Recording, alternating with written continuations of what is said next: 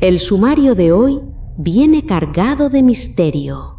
Abriremos con la historia de la Ouija desde sus inicios hasta la actualidad. Entrevistaremos a Francisco Sánchez, vidente y tarotista, que nos adentrará en los peligros y misterios de la Ouija. El caso Vallecas, basado en hechos reales. El primer caso en España en el que la Policía Nacional fue testigo de fenómenos extraños en un domicilio de Madrid, con expediente incluido y sin resolver. No dejen de escuchar hasta el final.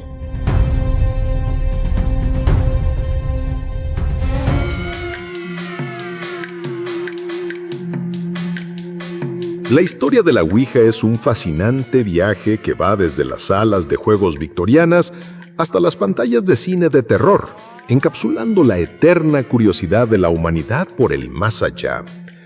Lo que hoy conocemos como una herramienta para invocar espíritus tuvo sus orígenes en un contexto mucho más comercial y lúdico.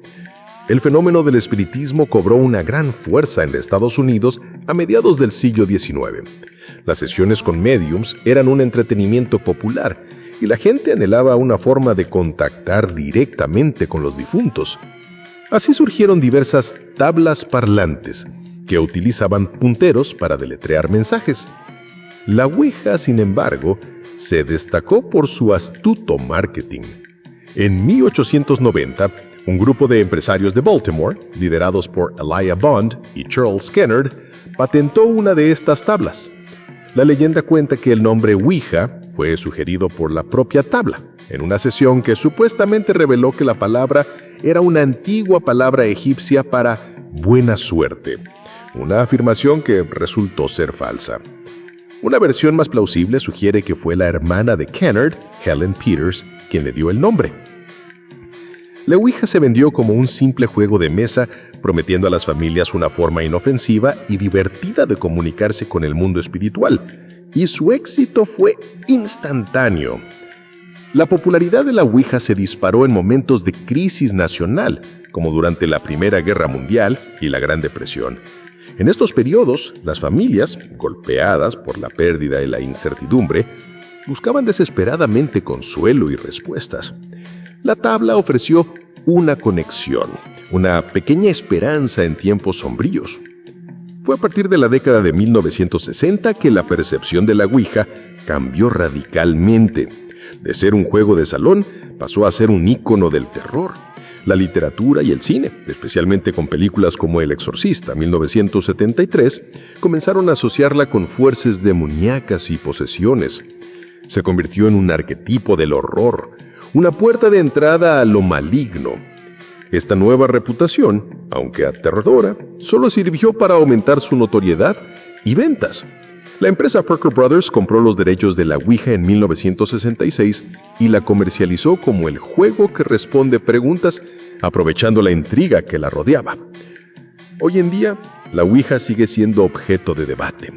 Los escépticos la explican a través de la ciencia, citando el efecto idiomotor, un fenómeno psicológico donde los movimientos musculares inconscientes, pero reales, impulsados por el subconsciente de los participantes, mueven el puntero. Para ellos, es la mente humana y no los espíritus la que guía la tabla. Por otro lado, los creyentes insisten en su naturaleza paranormal y advierten sobre los peligros de contactar con entidades desconocidas. Ya sea un simple juego, un artefacto psicológico o una verdadera herramienta espiritual, la Ouija sigue cautivando la imaginación colectiva, uniendo su pasado de juego de salón con su presente de ícono del horror. Es un recordatorio de que aún en un mundo moderno, nuestra fascinación por lo misterioso y lo desconocido nunca se desvanece. Estás escuchando Terror Studio Podcast, Enigmas y Misterios. Bienvenidos una noche más a Terror Studio. Esta noche cruzamos la línea de lo racional para conversar con un hombre que afirma tener ojos al otro lado del velo. Damos la bienvenida a nuestro estudio a Francisco Sánchez, vidente y tarotista, quien hoy nos hablará del artefacto más temido y mal entendido de lo paranormal, la Ouija. Francisco, el público de nuestro programa no le teme a la oscuridad, le teme a lo incontrolable. Díganos de forma directa, ¿cuál es el peligro real y más inmediato de usar esa tabla? El peligro real, Carlos, no es la Ouija en sí misma, sino la profanación del velo. El tablero no es un teléfono directo a un familiar querido, es una invitación sin filtro al bajo astral. El peligro más grave es la adherencia. Al abrir esa puerta sin conocimiento, atraes entidades de baja vibración, parásitos energéticos, que se pegan a la persona o al hogar. Lo inmediato es la perturbación, ruidos, sombras, cambios dramáticos de personalidad y lo que la gente llama mala suerte. Estamos hablando de que en el mundo espiritual como en el material, las carreteras abandonadas están llenas de depredadores. La Ouija es la carretera abandonada más famosa. Hablemos de esa adherencia que menciona. ¿Puede darnos un ejemplo, sin comprometer identidades, de cómo esa mala suerte se manifiesta en la vida cotidiana de alguien que ha jugado? ¿Qué es lo que verdaderamente pierden? Lo que pierden es la paz, Carlos, y luego pierden el control. Recuerdo el caso de una joven, estudiante, que jugó por una broma con sus amigos. Al principio solo eran pesadillas. Luego empezó a ver figuras en la periferia de su visión. Su vida se deshizo en meses. Perdió becas, su coche sufrió accidentes inexplicables y, lo peor, desarrolló una dependencia emocional tóxica hacia un amigo que también había participado. Las entidades de bajo astral no buscan solo asustar, buscan minar tu voluntad para alimentarse. Se manifiestan como mala suerte para forzar a la persona a un estado de miedo y debilidad constante. Es una estrategia de acoso energético muy sofisticada. Es un retrato sombrío, Francisco. Ahora, si no es un juego, ¿cómo funciona a nivel esotérico? La planceta se mueve. Usted insinúa que no es la voluntad del usuario. ¿Qué o quién toma el control una vez que se inicia la sesión?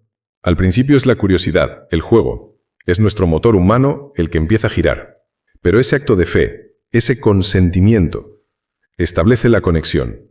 La Ouija es un portal bidireccional, pero el lado que más se activa es el de la intrusión. Una vez que la energía fluye, el control lo toma la entidad que está esperando al otro lado. Es como un puerto de aguas residuales. No atrae a los capitanes, atrae a la chatarra. Almas errantes, entes juguetones y, en el peor de los casos, espíritus inorgánicos. Estas entidades mienten, se disfrazan de seres de luz o de parientes, pero su única misión es la succión de la energía vital del que consulta. La plancha solo sirve para traducir sus mentiras y manipular al grupo. Esto nos lleva al inevitable contraste. Hablemos de la ciencia. La psicología y la neurología tienen un término para el movimiento de la planceta: la ideomotricidad. La mano se mueve de forma inconsciente, no hay espíritus, solo el subconsciente de los participantes. ¿Cómo responde el vidente Francisco Sánchez a la fría y lógica explicación científica? La explicación es elegante y parcialmente cierta, Carlos. La idiomotricidad es la llave que abre la puerta, pero no es el huésped que entra. La ciencia explica el 5% inicial del fenómeno. Explica por qué la planceta se mueve la primera vez que preguntas una tontería. Pero mi experiencia de décadas me obliga a preguntar: ¿qué subconsciente humano es capaz de revelar información que solo la persona fallecida conocía? ¿Qué subconsciente puede mantener una conversación coherente durante horas, en varios idiomas, o predecir un evento que sucede al día siguiente? Ese es el argumento clave de los defensores de lo paranormal. Es evidente que ellos tienen una receta mágica. He visto demasiados casos donde el movimiento comienza con la idiomotricidad, sí, pero luego las respuestas, la precisión y la violencia de los fenómenos superan con creces lo que el subconsciente de un ser humano es capaz de producir. La ciencia explica la mecha, pero niega la explosión. Mi experiencia me dice que lo que comienza como un truco psicológico termina como una posesión energética muy real. La Ouija es el punto donde la lógica científica, con todo su peso, simplemente se rinde ante la evidencia de algo otro. Francisco Sánchez, un mensaje escalofriante y detallado para cerrar nuestra conversación. Gracias por iluminar el lado más oscuro y real de la Ouija. Gracias a ti, Carlos, por dar voz a la prudencia. Que la curiosidad no les lleve al abismo.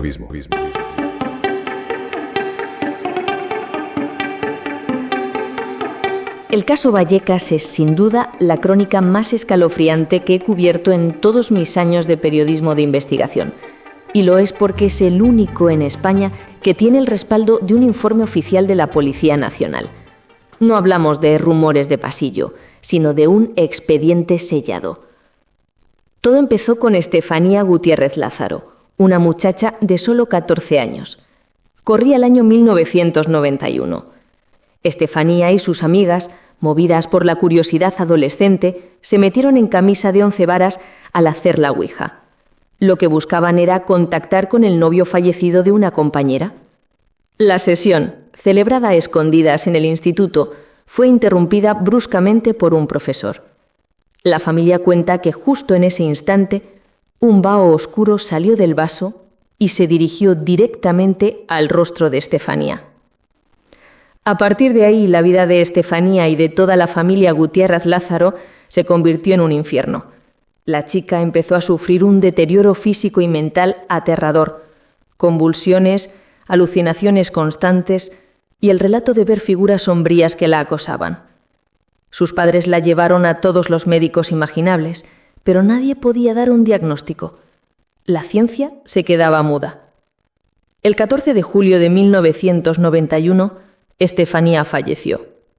Yo recuerdo que la autopsia fue demoledora por su ambigüedad. Declaraba una muerte súbita y sospechosa. No había explicación. El terror, lejos de acabar con la muerte de Estefanía, se mudó a la casa de la calle Luis Marín y se intensificó. Se desató un auténtico poltergeist. Los padres y los hermanos no podían dormir por los golpes secos que resonaban por la vivienda, a menudo coincidiendo con la hora exacta del fallecimiento de la chica. Los objetos se movían y se rompían. Recuerdo que la madre, Concepción, me contó con lágrimas que lo peor era ver los crucifijos retorcidos o volteados una y otra vez, y la vez que el espejo de Estefanía se rompió por la noche. La noticia trascendió y, como era de esperar, la casa se llenó de parapsicólogos y especialistas en lo oculto. Todos coincidían en que la ouija de Estefanía había podido abrir una especie de portal o que la inmensa energía psíquica del trauma familiar estaba generando estos fenómenos. Pero el hito llegó la madrugada del 27 de noviembre de 1992. La familia, desesperada, llamó al 091. Acudió una dotación de la Policía Nacional liderada por el inspector José Pedro Negri. Y aquí es donde la historia deja de ser un relato familiar para entrar en los archivos oficiales. El expediente Vallecas que redactaron los agentes es espeluznante. Yo lo he leído. Los propios policías, hombres duros y acostumbrados a todo, dejaron constancia de haber presenciado la apertura violenta de una puerta de un armario sellado, de escuchar un ruido inarticulado y muy fuerte y de encontrar un crucifijo caído sin explicación. La conclusión oficial fue la falta de causa lógica para los fenómenos. El terror solo cesó cuando, después de un último evento, donde una foto de Estefanía se quemó sola, dejando solo el rostro calcinado, la familia tuvo que abandonar el piso en 1993. Se fueron dejando atrás el único caso de poltergeist en España con respaldo policial. El impacto del expediente Vallecas no se limitó a las páginas de sucesos. Su carácter único, un fenómeno paranormal reconocido de facto por una institución pública, lo convirtió en el argumento perfecto para el cine. En 2017, el director Paco Plaza llevó la historia a la gran pantalla con la película Verónica. Si bien la película es una adaptación ficcionada que cambia el nombre de la protagonista y se toma licencias artísticas, como la naturaleza de las visiones o la intensidad de los ataques, el esqueleto narrativo es idéntico al caso real. Una joven que juega a la ouija y desata el caos en su hogar, culminando en un incidente que obliga a intervenir a las autoridades. Verónica consiguió llevar la leyenda de Estefanía y los sucesos de la calle Luis Marín a un público internacional, confirmando que el expediente policial sigue siendo uno de los pilares más inquietantes del misterio español.